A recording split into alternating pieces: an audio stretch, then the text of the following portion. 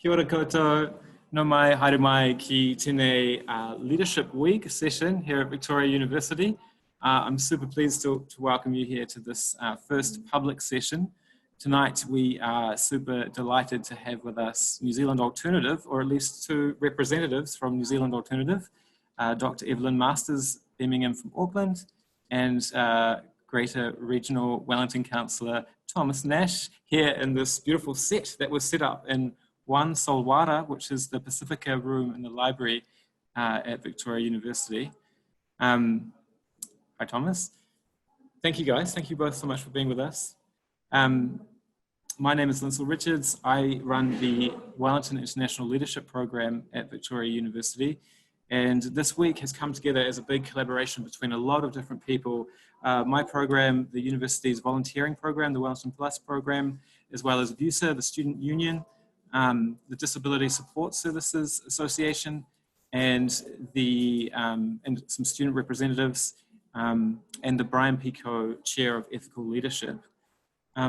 Just before we get started, and I hand over to Thomas and Evelyn properly, I will share my screen and just do some housekeeping with you guys. So this is a Zoom webinar. For anyone who hasn't been to one before, that means that the audience can't see the screen and you can't unmute yourselves unless you put your hand up and we unmute you so you can ask a question. If you would like to ask a question, you can see down the bottom of your screen, there's a little box saying Q&A. You can write your question in and you can see the other questions that are written there and you can upvote them. So if there's a question that you really like and you want to be answered, then you can upvote that question. Otherwise, like I said, you can raise your hand and we will unmute you. We're recording this session and we'll be posting it on our website tomorrow, I believe. And we do have an electronic live transcriber for this event. So anyone who wants to kind of follow along and see written paraphrased notes as we go, you can access that in the Google Doc, which the link for which is provided in the chat. And if you have any technical problems, rather than asking the panelists directly, if you can just pop them in the chat and we will try and help you as much as we can. Okay, I will stop sharing my screen and I will hand over to you, Thomas and Evelyn. So my name's Thomas Nash, and really pleased to be here with you all this afternoon. And thanks to Lynn for inviting me. I'm just going to introduce myself and then I'll hand over to Evelyn, who will introduce herself, and then we'll go through a few points about New Zealand Alternative and our work. So my background is as a campaigner on humanitarian and disarmament issues around the world. I spent about 16 years doing that in different countries, worked on the landmines campaign, cluster bomb campaign, various other bits of work. And I came back to New Zealand about 3.5 years ago and have been working on more social and environmental topics and themes. And also this work in relation to the role of Aotearoa New Zealand in the world. Yeah, and as Lynn said, I'm also an elected councillor for the Greater Wellington Regional Council, where I chair the Climate Committee. So I've got lots of interests on the go. I'll hand over to Evelyn. Evelyn, if you'd like to introduce yourself. Kia ora everyone, I'm Evelyn Masters, coming to you from Tamaki Makaurau in Auckland. I'm a New Zealand born Cook Islander that's had a very mobile life, moving all around the place and doing lots of different things as well. Predominantly, I'm an independent research specialist. I do work in the Pacific on different types of social justice and development projects. Before that, I've had sort of different types of academic roles. And for 5 years, I was actually living in Berlin with my family, where I was part of a political website and blog. So I have a really strong background in research and communication. And when I heard about the New Zealand Alternative coming together, it was around about the same time when I'd landed back in New Zealand. And it felt like a sort of a perfect entry into thinking about how I could continue to be international and global in my perspectives while still being rooted in New Zealand. So it's been an amazing process. And I hope that we can share some of our thoughts about what it is to lead and to direct an organisation that's predominantly young people in Aotearoa, and sort of an organisation that's really on the cusp of traditional thinking in terms of foreign policy as well. So really looking forward to the talk. And do feel free to ask questions. Thomas and I usually talking in person, and it's usually very interactive. So this is the first time we've done it in this way. So if it feels a bit awkward, it's just because we're usually in a room of people. So please do engage with us. That will make it more cozy for us as well. Kia ora. Kia ora, Evelyn. So maybe I'll just talk a little bit about the organisation, how we got going, who we all are, and yeah, a little bit of the context of where we find ourselves right now as a country in the world. So I might just share my screen. Let's see if I can do that. If I go to this one, share. So there we go. So this is our beautiful website that you can visit if you would like to, nzalternative.org. So who are we? So we're a group of New Zealanders who have diverse backgrounds and have been working on different topics and in different parts of the world, and all with a common interest in the role that our country plays in the world. And so many of us, a group of us got together, I think it was probably around about the beginning of 2018, to start thinking about how we could put some kind of organisational structure around these ideas. And so we went ahead and set up this organisation, and we've been ticking along steadily since then. So we've got Max Harris, who's based in London. He's an author, a PhD student, interested in a range of topics, wrote a book called The New Zealand Project in 2017. Nina Hall, who is based in Bologna in Italy, although mostly in Berlin now, working from there. And she's also an author and academic, and has a book coming out soon, which we'll talk about later. Myself, Evelyn, who you've met, Adama Rata, who is a research fellow at Waikato, and our two kind of newest people, Erin Matariki Ka and Phoebe Ka, who have just taken on the role as co-manager of the organisation. They're sharing that, and they're twin sisters, which is cool. So Erin is a lawyer based in Tāne in Tūhoe country, and Phoebe is a teacher and based in Sweden. So that's who we are. And yeah, I guess the origins of the organisation were a desire to have, well, first of all, more conversations as a country, as people, around the role that our country is playing in the world, or could play in the world, and also a desire to maybe slightly democratise or open up access to foreign policy discourse, which tends to be quite closed and dry and dominated really by a narrow kind of band of people in society. Excuse me. So that was the desire, the impetus to set up an organisation, and really since the pandemic hit, we've been thinking that New Zealand has probably a really remarkably significant role to play in the world, where we've had this response that allows us to do all the things that we're very lucky to be able to do compared to many other countries.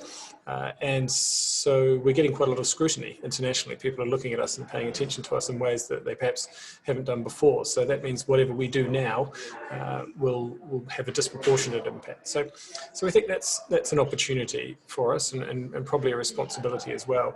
I'll just, before I stop talking and hand over to Evelyn, give 3 examples of areas where we think Aotearoa New Zealand should play a role, given that we've got this increased scrutiny internationally. So one is on migrant rights. So migrant workers and migrants have really been hit hard by the pandemic. They've often been, in many countries, they've been the worst hit. They often have less access to public services. And that's to an extent been true in Aotearoa, New Zealand as well. So that's an area we think we should be doing better at home as a country, but also advocating for other countries to do better as well. The second area is the question of just transitions, and there's been a lot of discussion about how we're going to build back better, or how we're going to kind of restructure or reset our economies after the pandemic, and how there's such an imperative to do that in a way that is compatible with a safe climate. And we think in doing that, there's definitely a role for us as a country to lead by example in structuring our recovery, our renewal, our reset from COVID in a way that bears in mind workers' rights and the need for a just transition. And the third area is around international debt. So many countries that are going to be suffering from the coronavirus are countries that are already saddled by billions of dollars of debt over decades, and we think there's a role for New Zealand to play in advocating for that debt to be forgiven. So that's a little bit of an introduction into why we came about as an organisation, who we are, and the context we're in now. So I'll hand over back to you, Evelyn.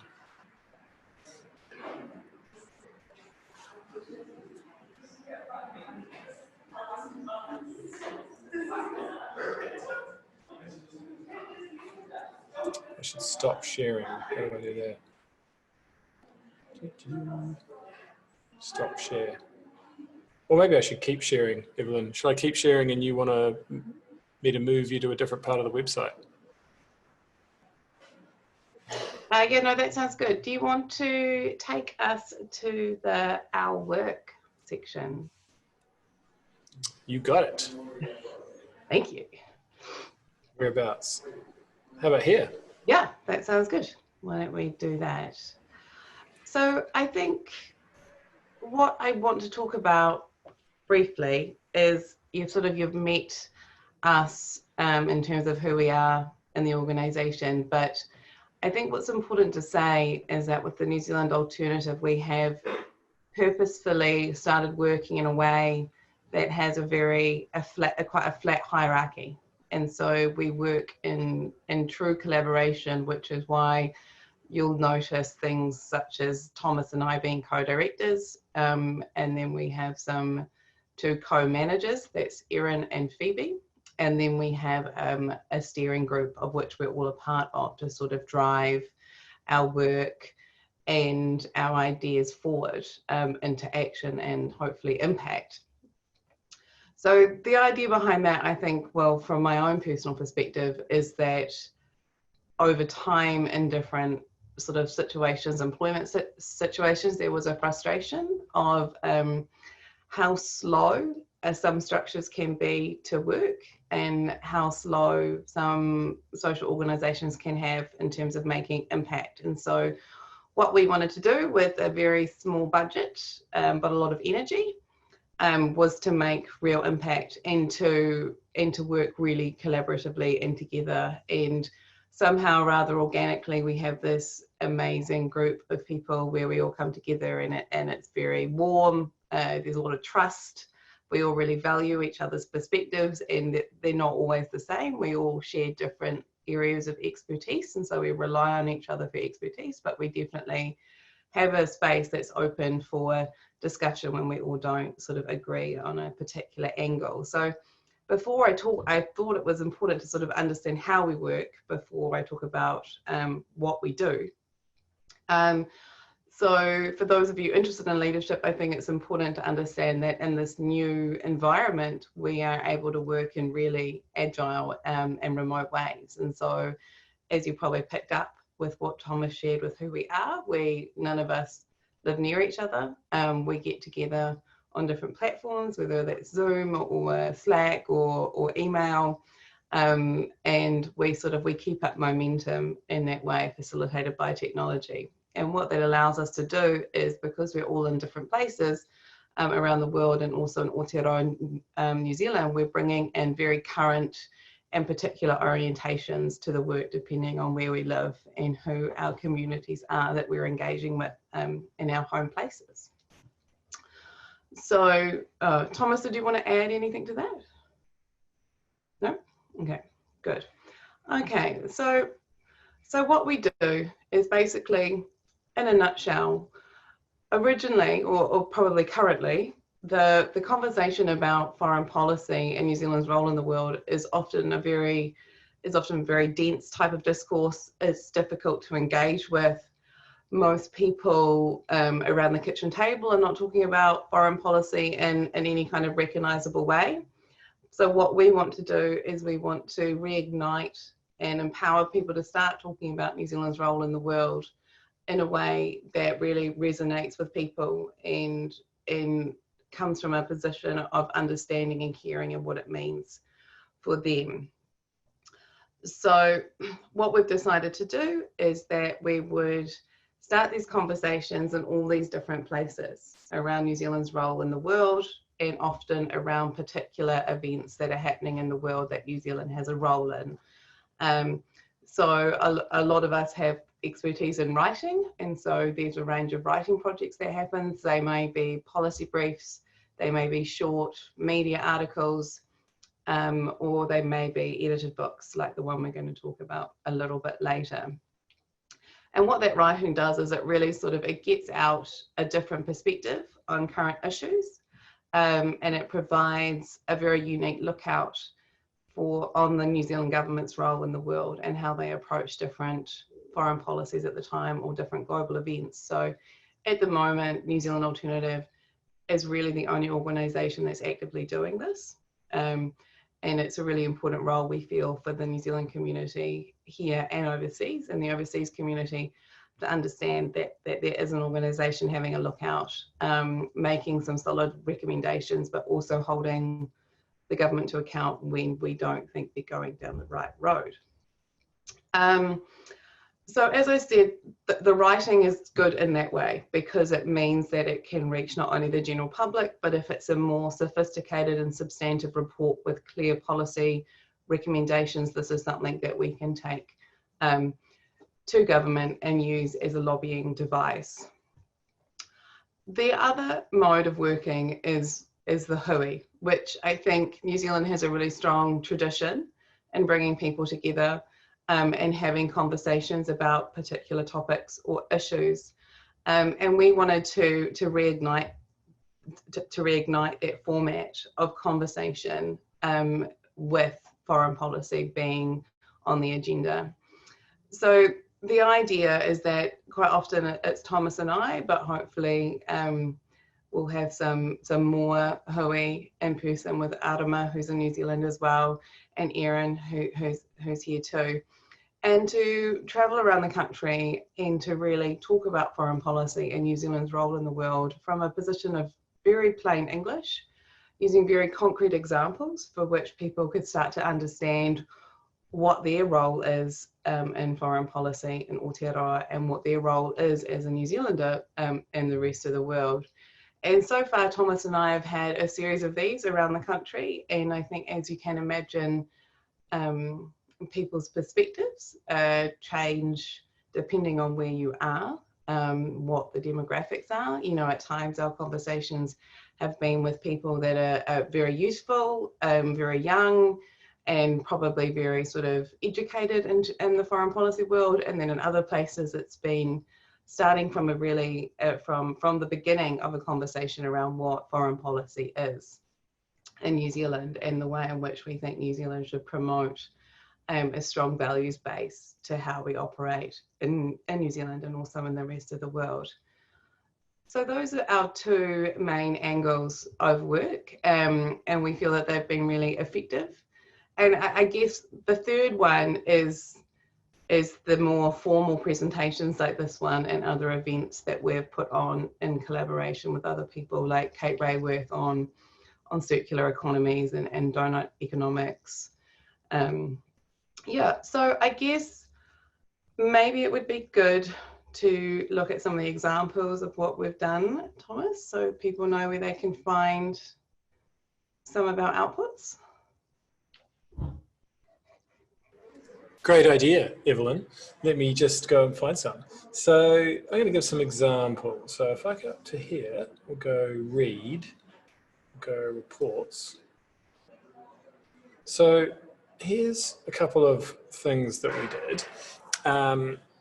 This one here was our first one that we did. And this was it's quite a long report. It's probably about 50, 60 pages. And it kind of analyzes the role that we could play as a country in conflict prevention and peace mediation, and proposes some recommendations around how we could do that, including the idea of the country setting up an independent conflict prevention unit. Maybe I'll talk a little bit about that as an idea,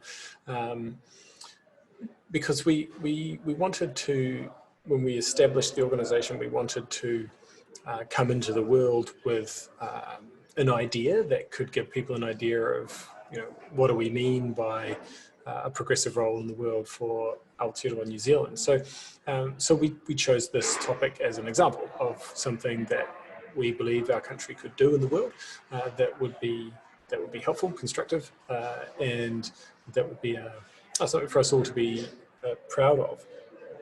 And so we looked around, consulted for topics, and we chose this one, this conflict prevention one. And part of the reason for that was that, and if you want to have a dig into the report, you'll see what we mean. But this country really actually has a strong and rich history of peace and of conflict prevention. That's not to say that we're necessarily a peaceful country.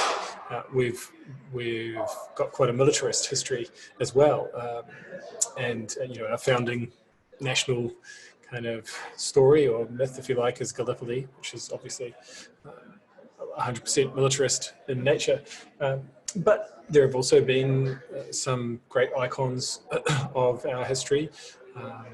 Te Tiriti and Parihaka, Kate Shepherd herself, Peter Fraser, who helped negotiate the UN Charter in 1945. These people are all sort of stalwarts of a strong thread and commitment of peace and conflict prevention in our country. So we saw that kind of historical link to peace and conflict prevention in New Zealand as a basis for this. And we also looked at our recent history, so the work that the New Zealand government did in Bougainville in the 1990s in helping to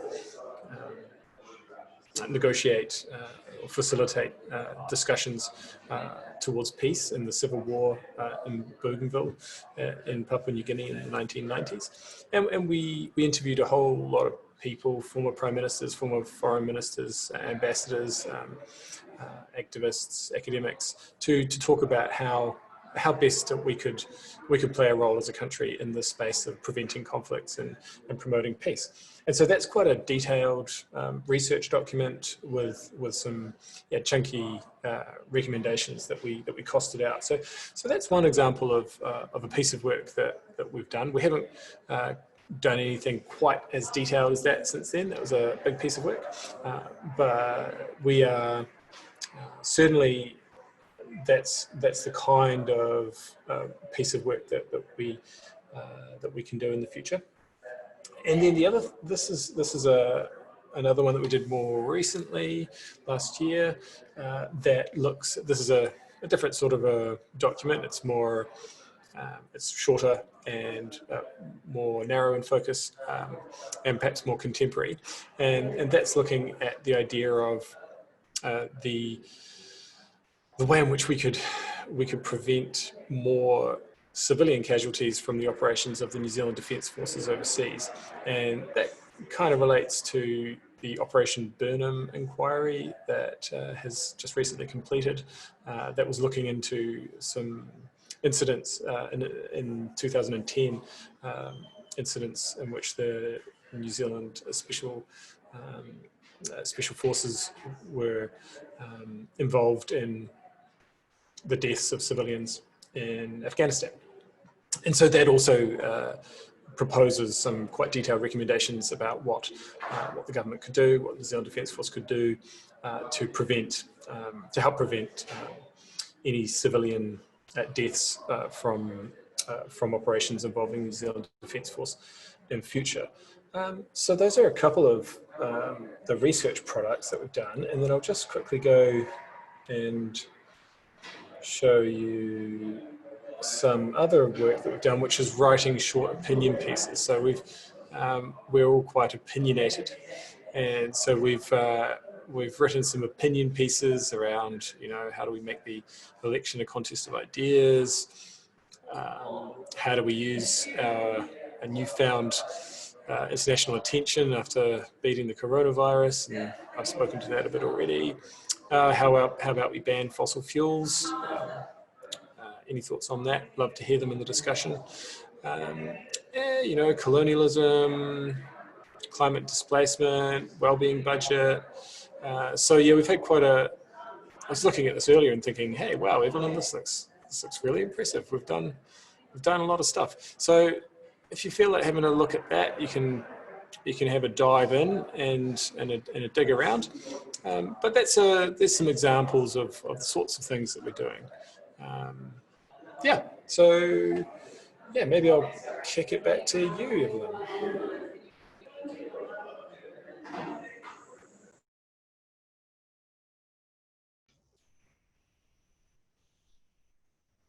Oh, okay. I was going to talk a little bit around what's coming up in the very short term, which is a book that's been edited by one of our members, Dr. Nina Hall, and it actually features contributions from a few of our steering group members. Thomas has done the conclusion, I think, yeah. And Max Harris has a piece in there as well, which is fantastic. So I'm just going to read off what it has written on the BWB website in terms of its blurb, because it's just come out the last couple of days. It says, New Zealand looks out to a turbulent world. Long-standing alliances are fracturing, nationalism is surging, and the oceans are rising. The contributors within these pages are not, as editor Nina Hall notes, conventional foreign policy voices, but these are far from conventional types. These contributors ask that we fundamentally rethink Aotearoa's role in the world and offer practical ideas grounded in progressive values and evidence. So it's a classic BWB text where it's edited by someone that's got fantastic networks and a great mind for bringing together a range of different topics and perspectives. And Nina's done an amazing job of doing that. And I think if you wanted to read something and dive into a range of foreign policy issues and sort of try to think through how they may be connected, whether or not this is Chinese and Aotearoa relationships, climate change, migration displacement, and different types of economic theories and how we can do better.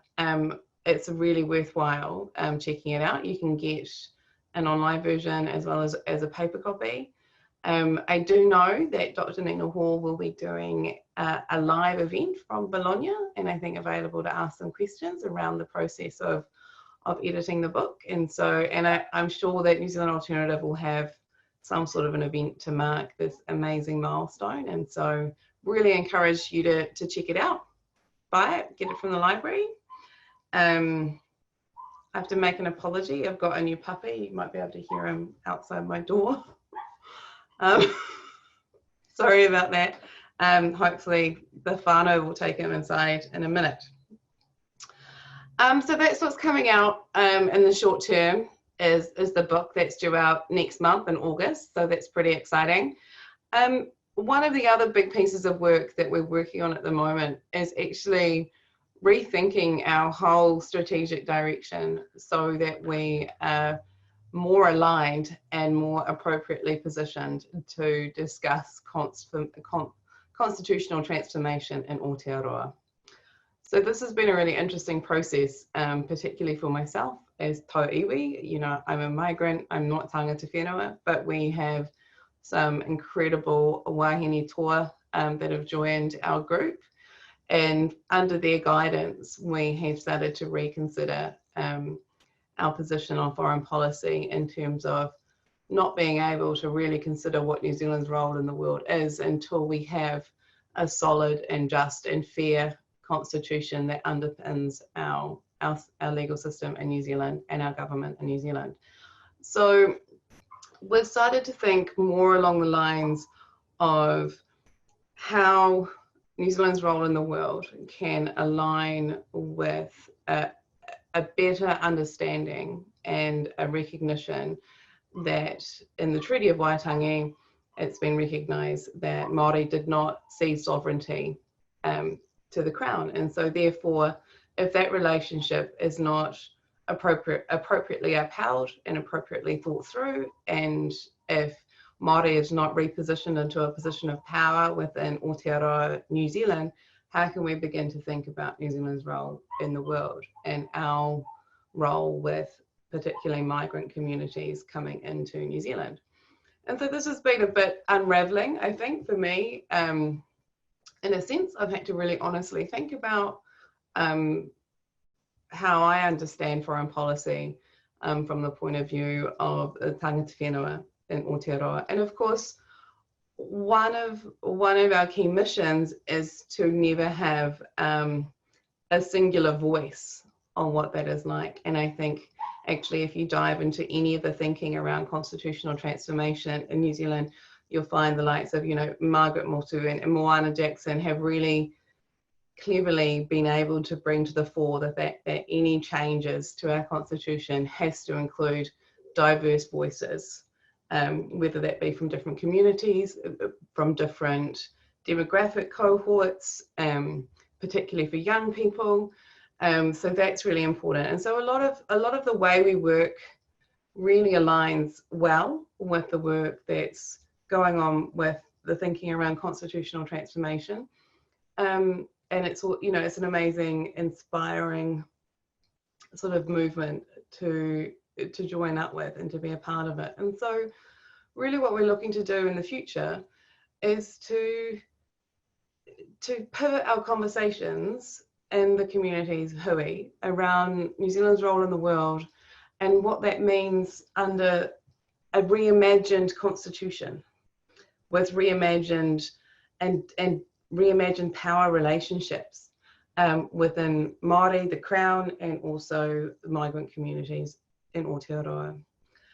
We also think that by honestly and really substantively considering our position on constitutional transformation, it will allow us to be better leaders in the rest of the world for other independence and sovereignty movements. So this is something I feel really strongly about in the Pacific, as you know, independence and sovereignty struggles can continue within our region, but also globally as well.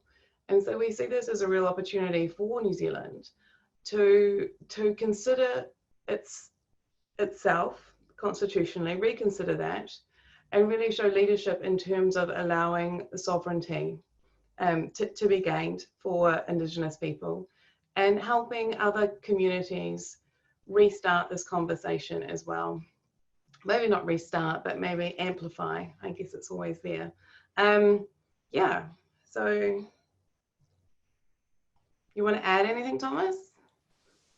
That was great. I was getting sort of spine-tingling feeling when you were talking about the constitutional transformation stuff. It's pretty big. And I mean, you know, if we are going to do one thing as a country that would make a difference in the world, it would be to show that it is possible in this early 21st century to give power back to Indigenous peoples in the context of white settler colonial governments. So yeah, that's a kind of where we are. I might say a few words now about how you can get involved if you want to, and then we'll probably use like the last little bit of the session to have a Q&A. I'm just checking over, looking at my producer. He's not giving me any feedback around that, but we could have a bit of a Q&A, couldn't we? Yeah, we could. Yeah. So that's good. So what I'll do is I'll show you a little bit about how you can. If I just hide that, move that up here, go to here. Yeah. So this is where you can get involved. Just fill in that form. Pretty simple. And yeah, if you've got ideas about things that you'd like to write or create with us that relate to the role of our country in the world, we'd love to hear from you through this form. If you think that you and your friends or your whānau or any groups that you're involved with would like to host or be involved in a community hui, then we'd love to hear from you as well. And nowadays with Zoom, it's pretty easy to do a community hui because you can just jump on the Zoom. So yeah, please do get in touch. We're very relaxed and open. Might take us a few days to get back to you, but we will get back to you. Okay, I'm going to stop the share and see whether we've got any appetite for discussion. And if we don't, then we've got some pre-prepared additional points that we can use to either provoke further discussion or just give you more material. I might just jump in there, Thomas, and remind you and everyone else that we have a pretty good Facebook page, Instagram page, and Twitter at the moment as well. So if you want to keep up to date with what we're doing, that's probably the best place to head to. We also have a newsletter that comes out. So if you want to sort of just keep in touch with us that way, please do. But yeah, really want to echo what Thomas said about, you know, partnering with a whānau or organisations to hold hui. We really do want to get out and talk to as many people as we can. And as Thomas said, they're always informal and always interesting. And yeah, so please do get in touch.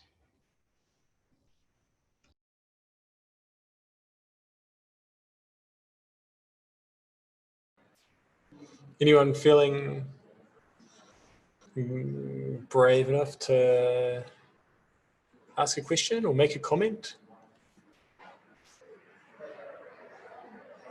Concrete next steps for constitutional transformation. Yeah, that's a good question. Well, what do you think, Ev? I mean, I would say that the one concrete step is to get the Crown to respond or to institute some kind of process to respond to the recommendations in the 2016 Mātiki Mai report, which was done by Margaret Mutu and Moana Jackson on behalf of the iwi Chairs Forum. So that report has a whole lot of really concrete material that needs to be engaged with by the Crown. So that would be one concrete next step. In terms of what we're going to do, we are going to have more conversations, because that process of Mātiki Mai was the result, well, it was a process of a huge number of conversations, hundreds of conversations around the country in different forums. And so we want to contribute to building on that, and in particular, building on that with tauiwi and in Pākehā audiences, not just that, but certainly to bring that, to bring those audiences in to do some of that mahi, which is going to be really important as well. Yeah, I'd be probably slightly reluctant to present an opinion on what the concrete next steps should be for constitutional transformation, because that's obviously got to come out of a process. But the Mātiki Mai report does have some some brilliant ideas on where to go next. But Ev, what would you say? I think for us, it's about, and we've been thinking a lot about how we do this, but at New Zealand Alternative, we're trying to think about different types of metaphors that we can use to start the conversation about constitutional transformation. And this goes back to what Thomas was talking about before in terms of like how we came together and what we're trying to do. And to include diverse voices, we have to find diverse ways of talking about constitutional transformation. So it's a real mouthful. People, if you say it, they just kind of glaze over and think, oh, yeah, whatever. I don't know what that is. I'm not going to Google it. I don't think I've read about it and stuff. I can't be bothered. And so it really is about getting to the core of what constitutional transformation is, and that's about shifting power. And it's about recognizing that the power balance isn't cool, like it's not fair, you know, and that has had lots of different types of ramifications in terms of ongoing inequality for tangata whenua, right? And so from our perspective, we need to find a way to talk about constitutional transformation and to bring people into the conversation so that they feel sort of embodied and part of what is unjust and that unjust power imbalance. And so we've got some great, more useful than Thomas and I people on the group now who are really plugged into different types of art and music, theatre, weaving networks.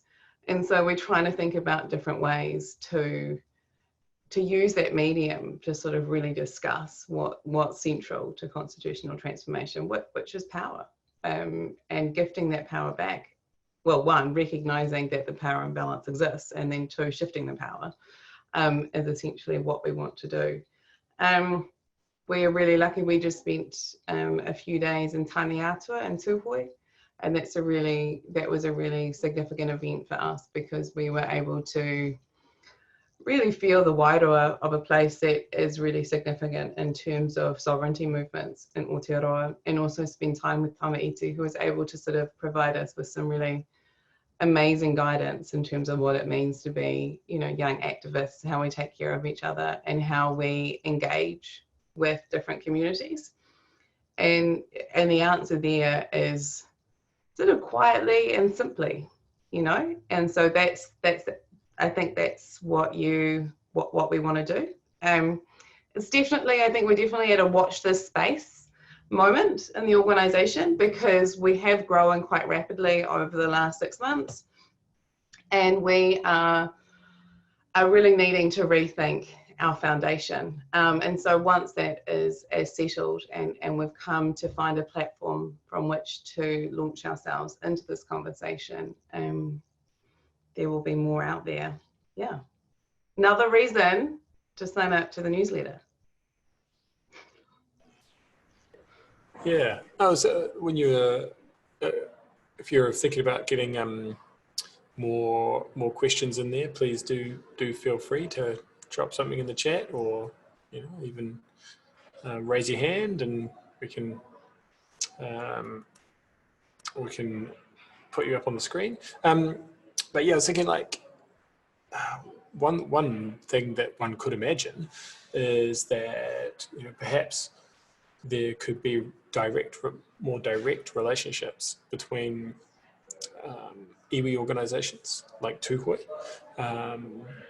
and other countries or other Indigenous peoples in a similar way or in a complementary way to the way that the Crown on our behalf has foreign relations with other countries through its embassies and high commissions. So that's one concrete idea that relates to constitutional transformation and foreign policy that certainly would be worth exploring.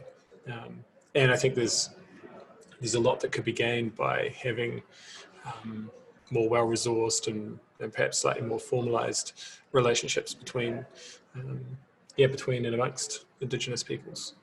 We could have a strong role to play there as a country. All right. Any other thoughts or questions? We don't know what this format is usually like. So we're often in contexts where there's lots of highly opinionated people. It's also, yeah, we can't see you all, but that's fine.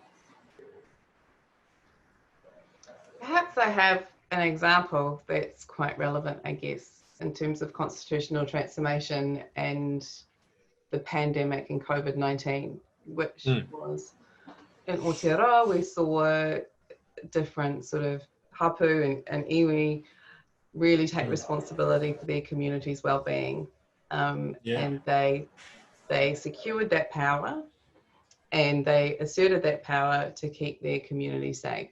And this is something that I think other Indigenous communities around the world have been looking to, because Indigenous communities have not had a good history of disease and pandemics. And so seeing that exercise of power, I think recently, it demonstrates that there is a shift and there is a movement. And so when you're trying to think about an example of, okay, so what does constitutional transformation looks like? And it looks like communities taking responsibility for their health and their well-being and doing it in their culturally appropriate way. Yeah. So, you know, I think it's through sharing these examples and making those linkages between what's going on today and what we're trying to work towards, that's where the impact and the change will come.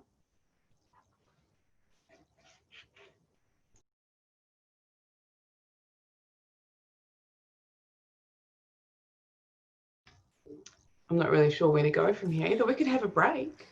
We could have a break, but I cannot believe that we haven't said anything at all that has not provoked some thinking, but that's okay. What do you think? What do you think, producer? Yeah, well, I could pose a question for you guys. Great. Are there any countries out there that you think are actually succeeding in implementing some of the values that you guys are after into their foreign policy as it stands?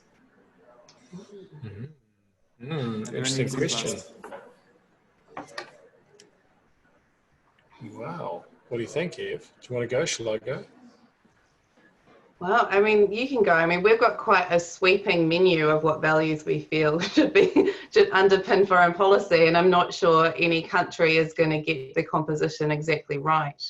To be honest, I've got more of a lookout on the countries that do it really badly. So Thomas, maybe you could like share. I mean, you've got some good insights with Scandinavian countries. And I do think it's important to say that Aotearoa, New Zealand does get it right sometimes, and that we do actually, I think, more recently, we have seen values underpin our foreign policy, particularly with, you know, with empathy is one that's come forward. Altruism or generosity comes through quite a lot as well with our foreign policy. But yeah, I'll let Thomas take that one. Yeah, so it's a good question. And to be honest, I don't think there is any country in the world that is approaching foreign policy in the way that we are suggesting Aotearoa New Zealand should approach foreign policy. And I think that there's an issue here which cuts, I guess, to the heart of traditional foreign policy discourse, which is this question of the national interest and the idea of competing national interests, and how, you know, traditional foreign policy, you're supposed to balance your competing national interests with the idea of having some form of coherent international cooperation. And that's why after the Second World War, and we developed collectively a whole set of structures, the rules-based order, as we often hear about in this country and elsewhere, to allow us to cooperate. So, you know, the United Nations, World Trade Organization, the World Bank and the International Monetary Fund, and all of the kind of suite of international legal instruments and treaties that help us to cooperate in this kind of multilateral system. Now, there are some countries that are really good at using that for positive, for many positive ends. And I'd say that New Zealand is probably one of those. Norway is another one that is very good at doing that. I'd say Ireland is another one. Mexico, South Africa are strong multilateralists. But then many of these countries have their own problems as well. So we can celebrate Norway for its multilateralism and its humanitarian leadership, but we can also criticize Norway for its massive reliance on fossil fuel exports and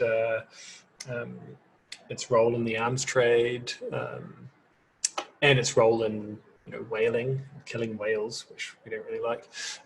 So it's kind of hard to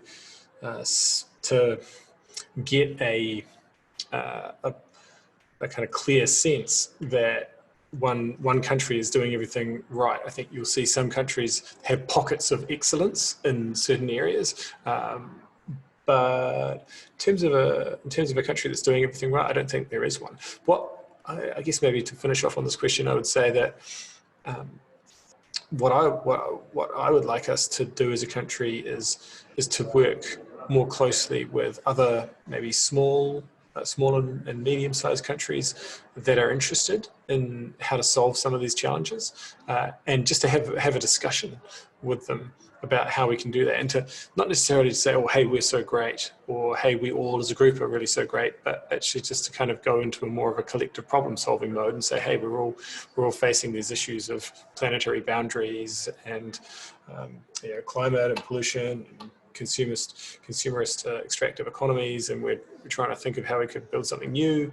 Maybe we could exchange views on that. So I think that would be really good, and I think countries like Ireland, Chile, would be, Norway.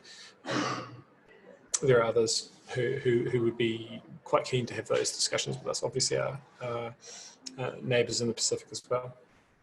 I'm seeing some more questions coming in here. Here's one. How is self-interest, certain groups maintaining power, an issue for constitutional transformation? And how do we keep these things neutral, removing personal biases for fairness? Yeah. Well, I think that's right. I mean, that cuts right to the heart of it. That is the main barrier, I would say, to having even a discussion, let alone some concrete responses to constitutional transformation. It's incredibly threatening as a discussion for most entrenched groups with power in our society. Most people just do not want to talk about it. So that makes it hard to start talking about it. And how do we keep things neutral? Yeah, I don't know. That's hard, but I think we need to be kind of really thoughtful in our communications and really, listen generously, and probably also have different groups that are willing to do the work to talk to different groups. So, people like me, I've got lots of privilege, and maybe I should be on the front lines of talking to other people with lots of privilege, because that's the hardest work in some ways.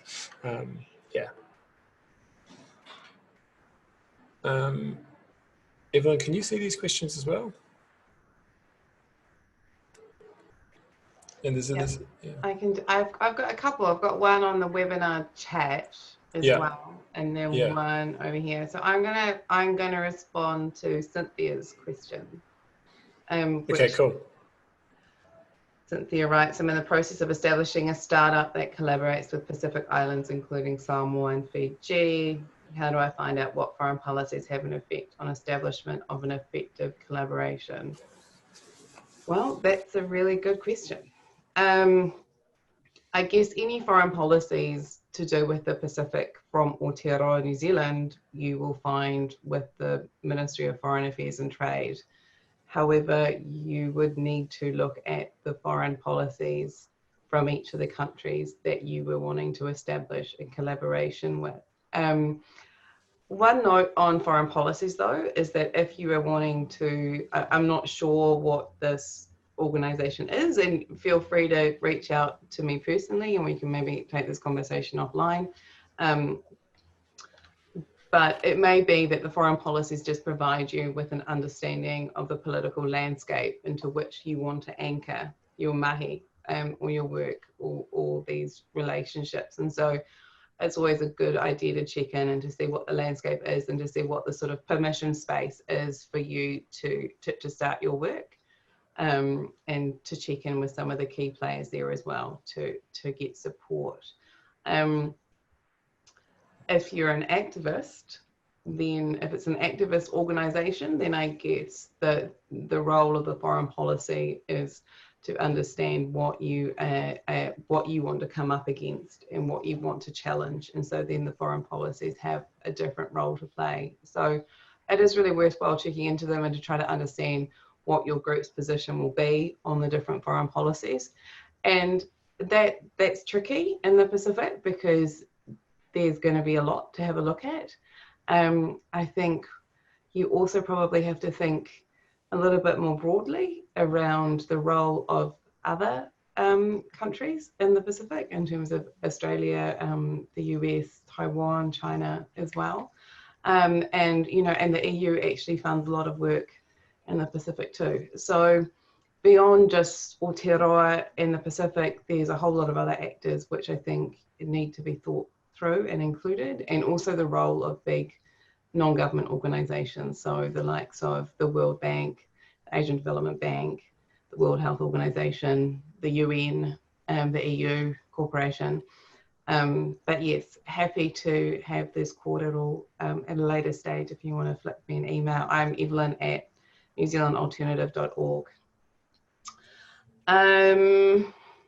I had something else on that actually that I was going to say to Cynthia, and that was just the Pacific Islands Forum is there's quite a lot of resources around that because that happens every year, and and that's a place where Pacific Island states can come and talk about issues that are of common concern. So the Pacific Islands Forum, there's a secretariat, and that's probably got quite a lot of documents that would give you a bit of a resource base for some of the foreign policy issues that are being discussed at that. It's very theme based though, so it will decide on what the hot topics are. Okay. So, that's one thing to think about. Do you want to take Karen's one, Thomas? How can we showcase New Zealand as an example for value-based leadership and inclusion for the world? And as we still have much work to do here in New Zealand, when are we credible role models? Yeah. What sort of role models or frameworks can we promote that really translate to other countries? Yeah, so we haven't worked on any of the tools as such yet, but that's a good idea actually of thinking about how there could be models or frameworks. I think this tension that you point to between what we say and what we do is the fundamental tension in any of this work for us. And that's actually why, as Evelyn said earlier, we've come to the point of understanding that really before we go any further in terms of promoting necessarily what we think Aotearoa New Zealand should be doing in the world, we need to refocus our work as an organisation on constitutional transformation, because that's really the starting point for having a. I think when we can do that, then we can truly be credible as a role model. But having said that, you don't want to leave it until we've reached some kind of idealized point of perfection in our domestic arrangements before having a view on the rest of the world, because then we couldn't provide any input. And I think people around the world are desperate for input. I see this from friends overseas saying, "Oh, I wish we had your Prime Minister," and all of that. So there's definitely a role for us to play. And I think the Prime Minister's doing a decent job.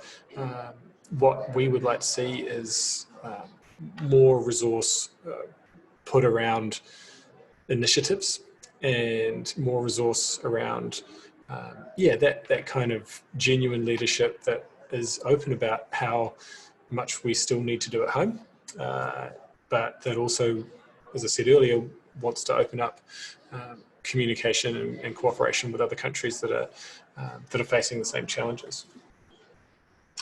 I guess that leads into that next question from Finian on the idea of cross-national collaboration and discussion. What would that actually look like, do you think? Who would be at the discussion table? How would you try to ensure actions taken, seeing as, especially outside of government, cross-national legislation might be tricky? Yeah, I'm just looking at my producer again to see whether we need to stop or... You can take that question. Huh? You can take that question and then transition. Okay, so I'm going to take this question and then we'll transition to the next bit where we're going to have more of this kind of Q&A. So yeah, it's a very good question, Finney, and I guess my answer will be we don't have a fixed view, and I'm kind of used to in my professional career discussions between mainly diplomats and also NGOs, organisations, and I think that kind of cooperation is useful. But as we said at the outset, we're interested in widening that out more broadly. So that could be cross-cultural cooperation between artists and musicians and people who are involved in industry and in different parts of society. I think legislation and international treaties and multilateral treaties and agreements is one thing, but probably we can do quite a lot even before we get to that stage. So even just conversations and forums, and I was thinking we're going to be hosting APEC next year, and we're doing it on a virtual kind of platform. And I think it starts at the end of this year, actually. So that's the first time APEC will have been held virtually, and I think that's a good opportunity for us as a country to start to think about, well, how could we maybe model some new forms of multilateral, multi-state discussions on a virtual basis that would probably allow even greater access and participation. So